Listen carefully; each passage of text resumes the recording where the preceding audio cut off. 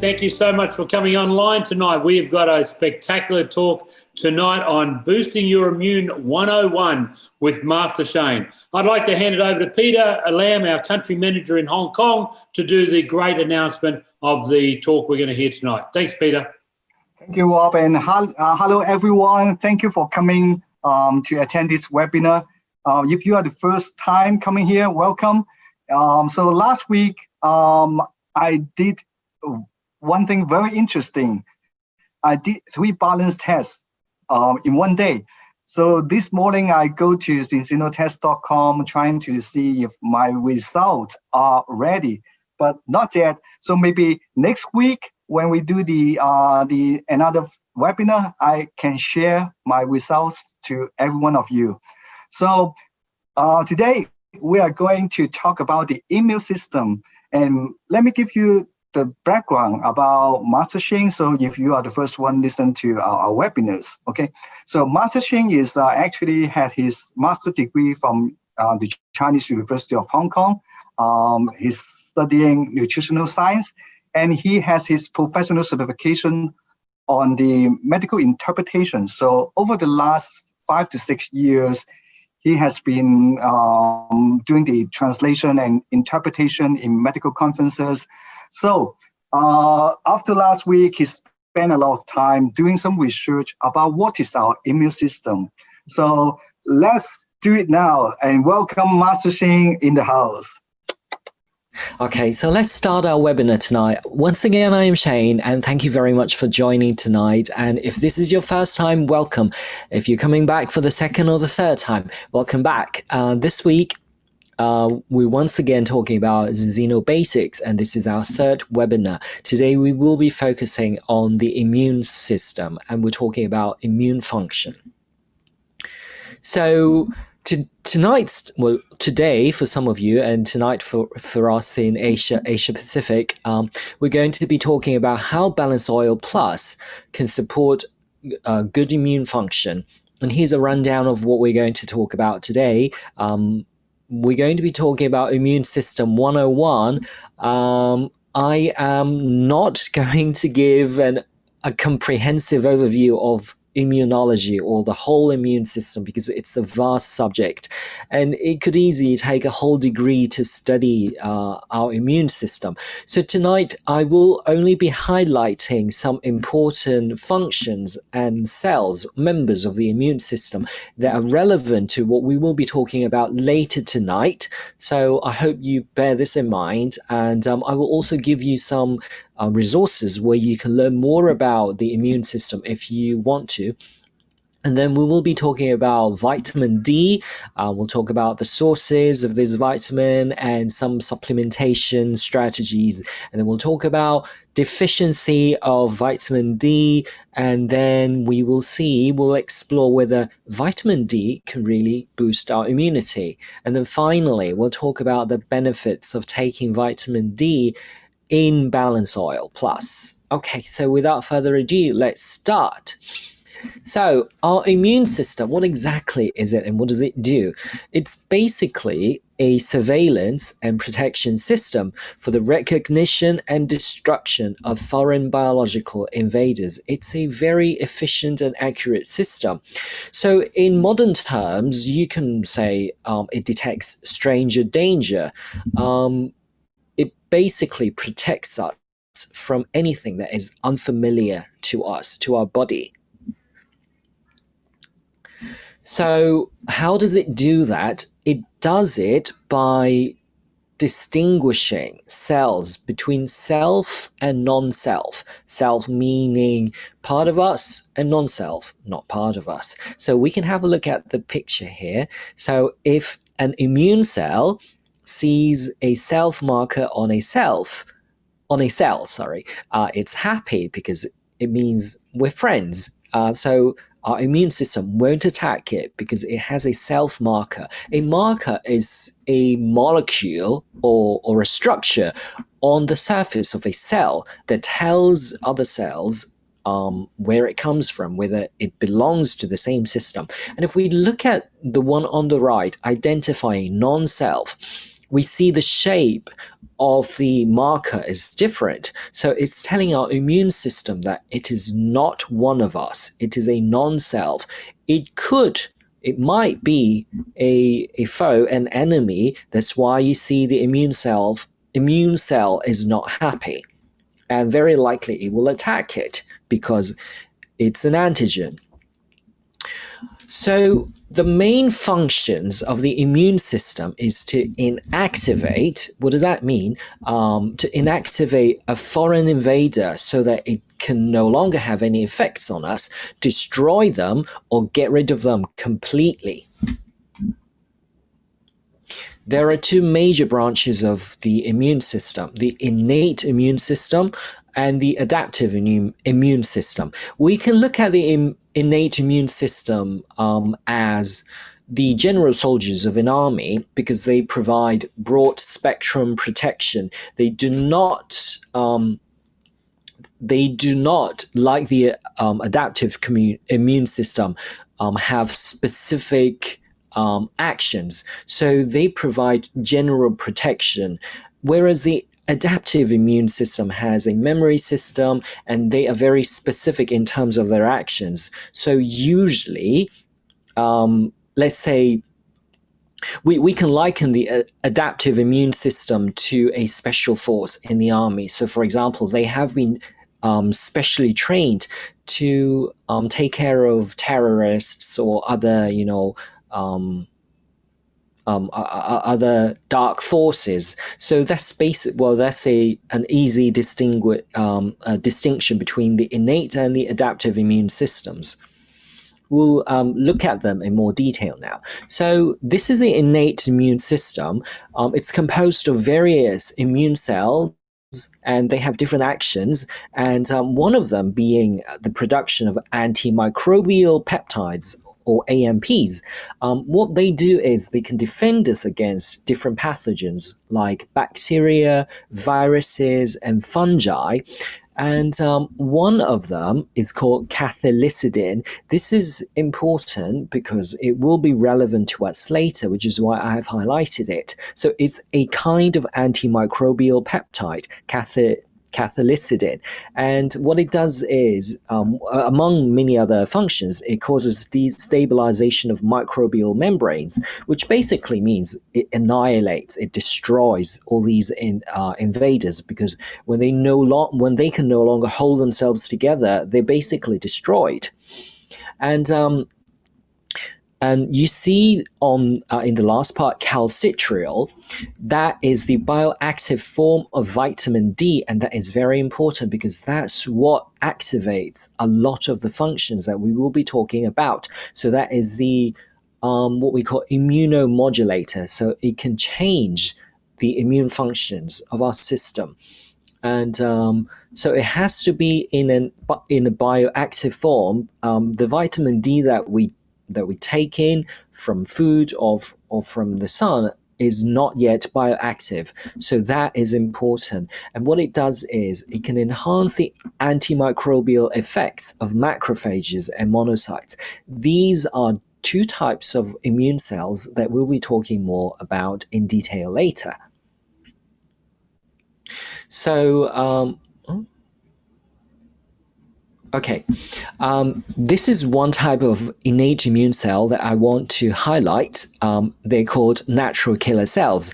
They kill a wide range of invaders. They don't need prior exposure because they provide general protection. They don't have surface antigen receptors, and they reside in your spleen, blood, bone marrow, and lymph nodes. So they're basically all over, and they recognize self markers. What it means is it basically checks everybody, but as long as you don't have a self marker, it attacks you because you're not self, you're not one of us.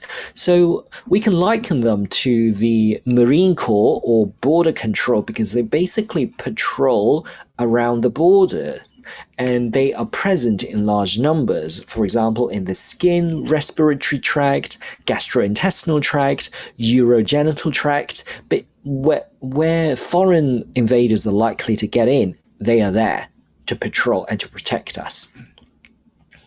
And another type that I would like to draw your attention to is macrophages. They make use of a process called phagocytosis. What it does is it engulfs or it eats up and digests foreign substances, invaders, cancer cells, or anything that doesn't bear the mark that says it is a healthy cell. And it has a very powerful tactic called respiratory burst. Basically, it pumps reactive oxygen species into foreign substances or invaders. And if you remember from the last two webinars, we talked about reactive oxygen species, which are basically free radicals. They increase oxidative stress. So these macrophages actually use this tactic to kill invaders, and they can be found in all tissues because they're patrolling. So one way to think of them are like the Pac-Man. If you remember this game, because they eat up all these invaders. Okay, now that we've talked about the innate system, let's talk about the adaptive immune system. There are two further branches of the adaptive system, the cell-mediated system and the antibody-mediated system. I'm sure a lot of you have heard of the term T cells, so I won't be talking about all of them, but just one type of them, killer T cells. So these are immune cells. They actually were created by our bone marrow, but then some of them migrate to our thymus, the gland about here, right close to your chest, and they mature there. That's why they're called T cells. T stands for thymus. What they do is they can recognize infected cells through the antigen that they present on the surface, and once they are in contact with these infected cells, they can release something to drill open the invader-occupied cell and then release cytotoxic substances. Cytotoxic means toxic to a cell. Cyto means a cell, to basically kill these infected cells. And some people call it the kiss of death. And if you remember Harry Potter, they're like the Dementors that they give the kiss of death. So if you see the picture here, from the left, it finds an infected cell, it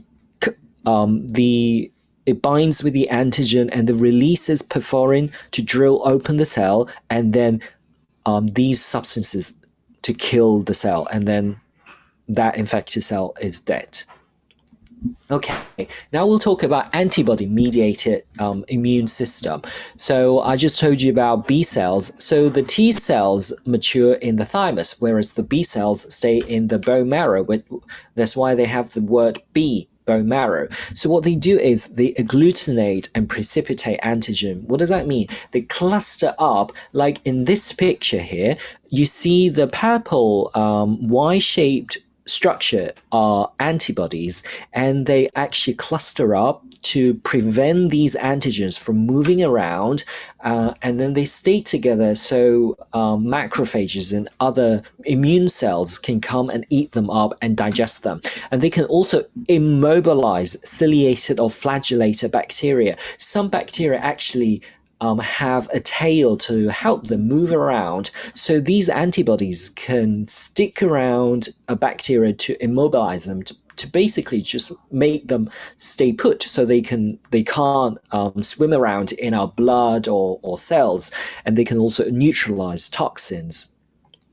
Okay, now that we've talked briefly about the immune system, let's review what we can do, some strategies to boost our immunity. I think these are all common knowledge for most of us, but we'll just quickly go over them again. First of all, diet, of course. We need to eat adequate amounts of fruits and vegetables, so we get our vitamins, our minerals, our phytonutrients for our immunity. And then also exercise. Usually 30 minutes of moderate exercise a day is enough for you to keep your immune system running smoothly. And then, of course, sunshine.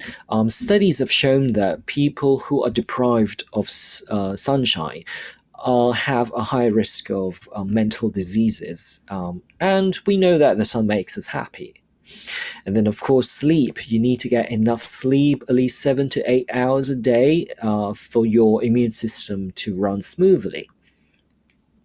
And then let's talk about stress management.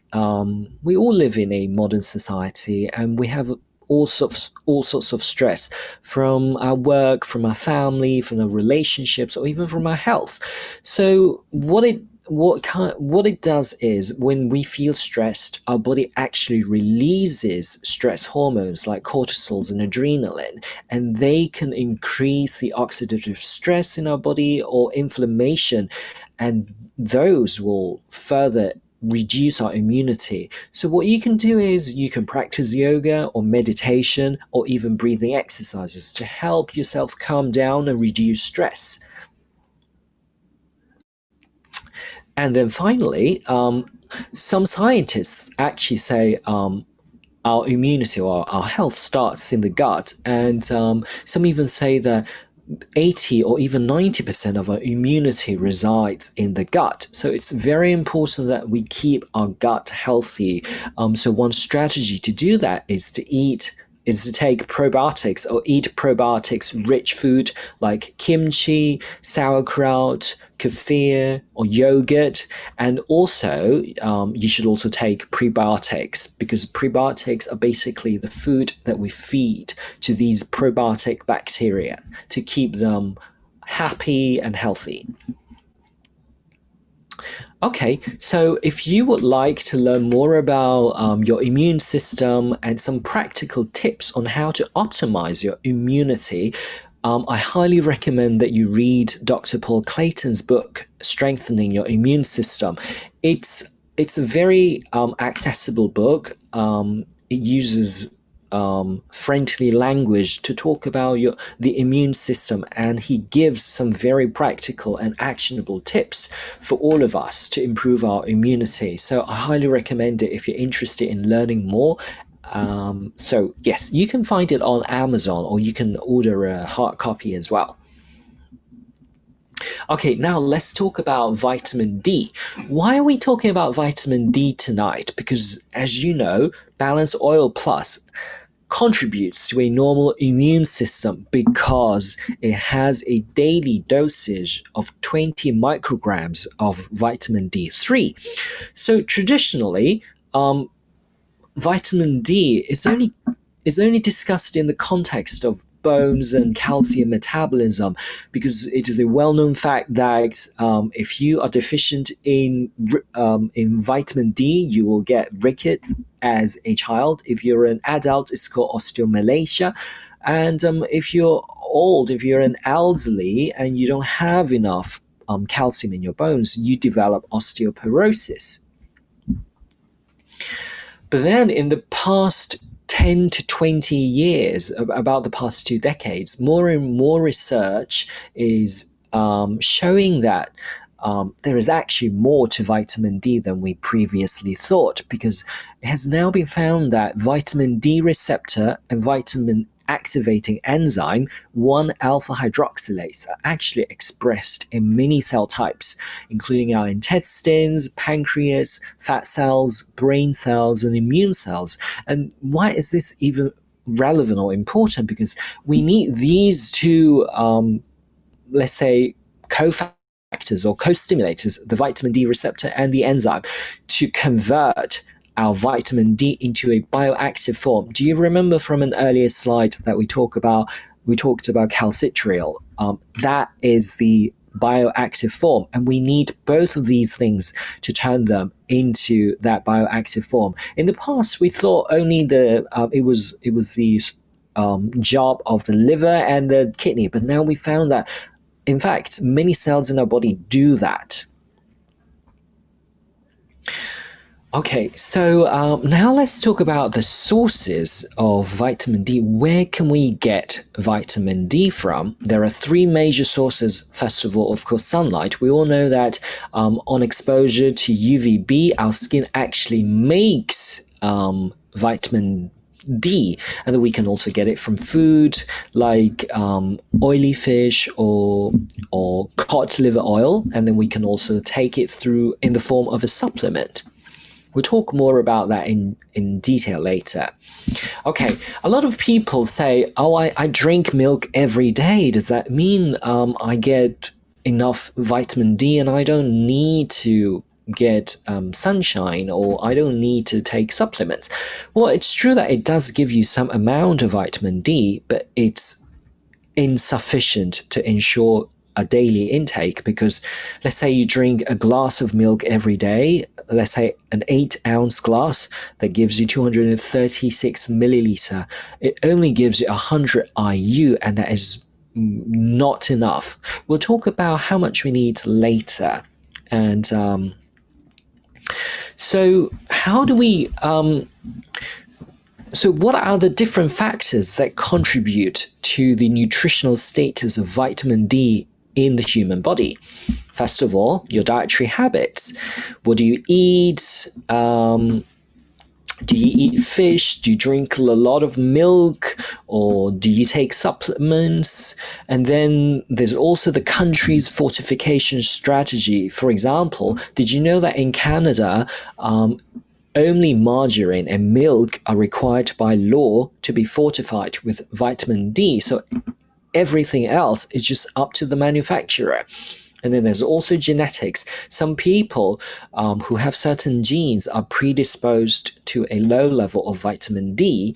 So you wouldn't know about that unless you take a DNA test. And then the latitude, how far away are you from the equator? The further north you are, the less sunlight you get, and that means the less vitamin D you will also get from sunlight. And then also the seasons. In summer we get more sunlight, so it makes sense to think that we get more vitamin D in summer. And then also skin pigmentation, your skin color. If you have darker skin, it actually takes you longer under the sun to get the same amount of vitamin D as someone who has lighter skin. And then there are lifestyle reasons. For example, do you put on sunscreen? For example, I've been told that in East Asia, in Taiwan or Japan or Korea, young girls actually wouldn't go out without first putting on sunscreen, because in East Asia, having pale skin is considered beautiful, which is why they don't want to be tanned. It's completely different, the opposite to Europe, where they consider having olive skin is a sign of good health. And also clothing. It also depends greatly on your lifestyle. For example, I practice yoga and I have a lot of yogi friends, and yogis tend to wear their yoga wear everywhere. For example, you see a lot of female yogis wearing just a sports bra everywhere. So they are exposing more of their skin to the sun. So, in a way, they're actually getting more vitamin D than people who sit at an office every day. So lifestyle is a big factor. And finally, age. Elderly people need up to 4 times more sun exposure to get the same amount of vitamin D from under the sun. Okay, so now let's talk about. So now I know I need vitamin D, but should I take a supplement? Okay, according to this study, it was found that adults who rely only on food sources of vitamin D may only be getting half of their daily requirements on average, only half of them, which means a lot of them, if they only take food, if they only rely on food for vitamin D, they are woefully insufficient in terms of their vitamin D requirements. And there are also other issues with relying only on food sources. For example, many people don't eat a balanced diet because they're busy or because of some other reasons. And foods nowadays are just not as nutritious as, say, 100 years ago. And then there are all sorts of pesticides and maybe different farming techniques or even soil depletion that affect the nutritious value of food. And then there are contaminants that might interfere with the absorption. And then finally, there are only a few foods that naturally contain significant amounts of vitamin D. And what are they? So what can be considered rich sources of vitamin D? Well, actually, really only two major groups, cod liver oil and oily fish like sardines, tuna, or mackerels. And butter, cream, egg yolk, a lot of people think they are getting a lot of vitamin D from dairy products, but actually no, they only contain a small amount. And a lot of scientists actually consider human and cow's milk a poor source of vitamin D. So now that we know, okay, food is not a reliable source, then what about the skin? We know that the skin has great capacity to produce vitamin D. According to Dr. Sorum Khalsa, who is the author of this book, The Vitamin Revolution, he is a clinical professor of medicine at UCLA School of Medicine. And he said that 30 minutes of sun exposure in the middle of the day can actually increase your vitamin D by up to 20,000 IU, and that's equivalent to 20 ounces of salmon, which is almost 7 servings. And we know that the WHO recommends a minimum of 2 servings per week, but no more than 4 per week because of potential heavy metal and other contaminants toxicity. And that's also equivalent to 20 glasses of fortified milk. Do you think you will be able to eat 7 servings of salmon every day and or 20 glasses of fortified milk? I doubt it. I really doubt it. So it doesn't seem possible that we can get our vitamin D needs just by eating alone. And of course, I'm not telling you to get 20,000. You know, it's just a number that shows how capable our body is of making vitamin D just by exposure to sunlight. So in evolutionary terms, our ancestors actually they were living naked near the equator where there was more sun, and then they were more exposed to UVB. But now we cover our body all year round, which means we're basically sun-starved and vitamin D-starved. So unless you're drinking 6 or more glasses of milk a day or consuming oily fish every day, but if you are vegetarian, vegan, or you're avoiding sun exposure, or you're afraid of heavy metal toxicity from fish, then you really should think about supplementation. It's an effective strategy to consider. Okay, this is a comparison of vitamin D recommendations around the world. Let's look at EU, the second last one. They recommend 600 IU, and then the German Nutrition Society actually recommends 800. There is not a consensus among different countries or different regions, say less, so it's really up to you to decide how much you want to take, but from Balance Oil Plus, you will get a daily serving of 800 IU. Okay, so how do we measure the level of vitamin D in a person? So we use serum 25-OHD, which is a form of vitamin D. It's not yet the bioactive form, but then it's more bioactive than the vitamin D we take in. So there is a consensus that if your serum level is below 20 micrograms per milliliter, you're considered deficient. From 20 to 29.9, you are insufficient. Only if you reach 30 will you be considered sufficient. And then there is a tolerable upper daily limit to make sure that you're not getting too much, because too much, overdosing could be toxic. So the European Food Safety Authority says that any value below 4,000 IU per day is considered safe. Okay, so let's see how widespread vitamin D deficiency is around the globe. Actually, 1 billion people around the globe are deficient in vitamin D. And if we look at the chart on the left, you see these bar charts. It shows different deficiencies of nutrients.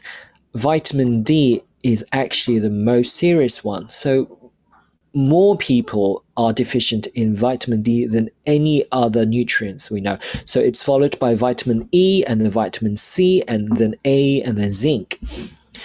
So in the US, 95% of the population is deficient in vitamin D. And even in sunny parts of the world like India and Turkey, 30 to 50% of the children studied were deficient. And then we know that there's another study here. We know that pregnant ladies are advised by the doctors to take a multivitamin, which usually includes 400 IU of vitamin D. But still, according to this study, 73% of pregnant women are deficient, and 80% of babies at birth are severely deficient, which means the whole population, the whole world actually is deficient in vitamin D. It's a very serious problem. And what are the economic costs? In the US in 2004, it was estimated that vitamin D deficiency due to inadequate access to sunlight, diet, fortified food, or supplementation cost around 40 to 50 billion US dollars a year. And that's a lot of money. We could spend that on, solving a lot of world problems like poverty or child labor or environmental protection.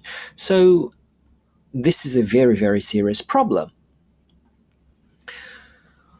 Now, let's explore whether vitamin D can really boost our immunity. What are the symptoms of a compromised immune system? If you have muscular weakness, if you have chronic musculoskeletal pain all the time, if you're tired all the time, if you get frequent infections, or if you're depressed, if you have a few of these symptoms, chances are your immune system might not be working very well at the moment. So what can vitamin D do? First of all, we know that the first line of defense is physical barrier, like our skin. And it turns out vitamin D can actually improve or strengthen this physical barrier. There are things called tight junction and gap junction in our cells. And never mind the name, but what they do is they prevent passage between cells. So if two cells are very tightly held together, nothing can pass through between the cells, right? Which is exactly like the shield wall you see here. This is taken from The Lord of the Rings. You see, when the shields are held very tight together, enemies, when they're held tightly together, enemies cannot pass through. So it strengthen our immunity to protect us against invaders. And vitamin D can also improve cell-to-cell communication.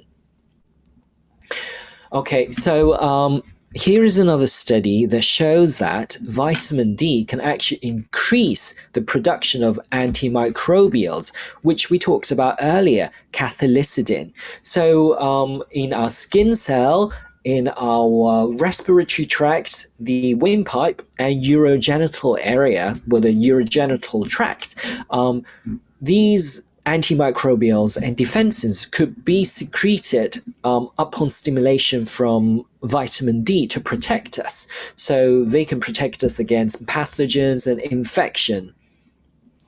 And what about some biomarkers? Let's look at some lab tests to see whether supplementation with vitamin D can really increase our immunity. So one very common marker is salivary immunoglobulin, which is an important immune marker, and it's easier to obtain because you can just get it from the saliva. So there is this study it studied the Marine Corps for 12 weeks.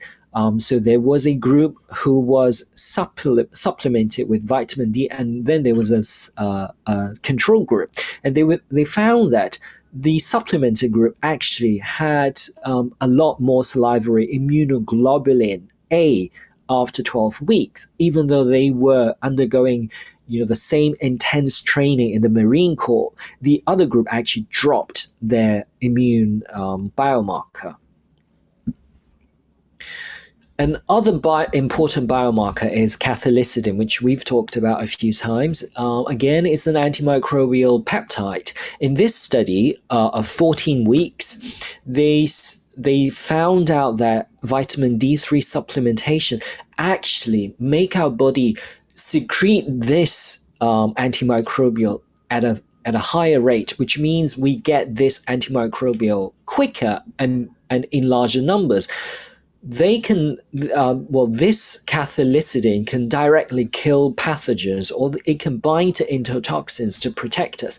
If we get more of it, which basically means we're getting a weapon upgrade, our immune system is getting an upgrade through supplementation of vitamin D. It's like we're getting a machine gun because it's faster, or we're getting a grenade because, as we see on this page, it can increase the oxidative burst of macrophages. We talked about macrophages earlier. Do you remember them? Like the Pac-Man. So what it does is it can insert something into these invaders and kill them. So we're getting a weapon upgrade through vitamin D. And there's another study which shows that vitamin D supplementation can enhance macrophages, the Pac-Man's ability to kill E. coli. You might have heard of E. coli. We've heard lots of outbreaks of E. coli contamination. A few years ago, there was an outbreak in sprouts in Germany, and then it's actually also commonly found in burger, in patty. So it can cause food poisoning. So this study basically shows us that vitamin D can enhance our immunity to food poisoning through its increased macrophages' ability to kill E. coli. So this is actually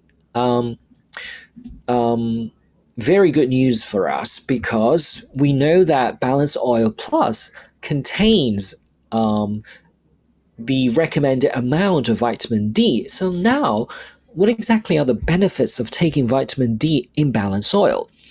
According to this study, it was found that if we take vitamin D together with a meal that is paired with high-fat food, or if we take it with fat, it's absorbed much better. It's absorbed up to 32% better than vitamin D that is taken with a fat-free meal. And we know balanced oil is an oil, so if we take it, with oil, it's part of the formula, which means we're getting better absorption. It's more available to our body, which also means the benefits to the immune system that we talked about earlier are more available to us as well. So that is the end of my report for tonight. I hope you find it helpful, and next week, we will be talking about how the Balance Oil Plus can contribute to normal heart function. So thank you very much. And I'll hand it back to Rob. Thank you, Rob. Thank you so much, Master Shane. And wow, what some great statistics. And guys, please share this information. This is great standard industry data that's available, okay? And Shane's brought it into a 24-minute talk, so you can compile this and actually send it out to some people. It's all about the latest statistics and understanding. And our founder, as in founder of the scientific side, Dr. Paul Clayton, making sure you understand that the data is coming from his scientific research. So, Shane, I absolutely appreciate your time. I look forward to the next session, okay, on the hour. So in another 20 minutes, we look forward to the Chinese-speaking session in full Mandarin, and then obviously we'll flip into the Cantonese 1 hour later to that. Peter Lam, any closing comments from your side? Well, this is not 101 to me. This is already too much for me. But let me summarize. So vitamin D3, this is not a new discovery. I would say that this vitamin D3 exists even before human exists. So I think more and more studies, and we found a very strong relation between these substances and our immune system. So if you want to have vitamin D3, you can take off your clothes. You can go to expose to sunlight for 30 minutes, but don't put on sunscreen. So I would say that not many people are willing to take off their clothes and go to in the middle of the day just to get enough vitamin D3. So let me tell you the most convenient and more romantic way to get your vitamin D3. Drink our balanced oil. So just one daily dosage, you get 800 IU. That's the Germany Health Authority recommendation. So people, instead of wearing this, make sure you also drink this. This is to enhance your immune system. You have to wear this, but you also have to drink this. Okay? So I will see all you guys next week. How our product to improve your heart function. Okay. See you all next week. Bye bye. Drink the oil. Bye guys. Bye bye.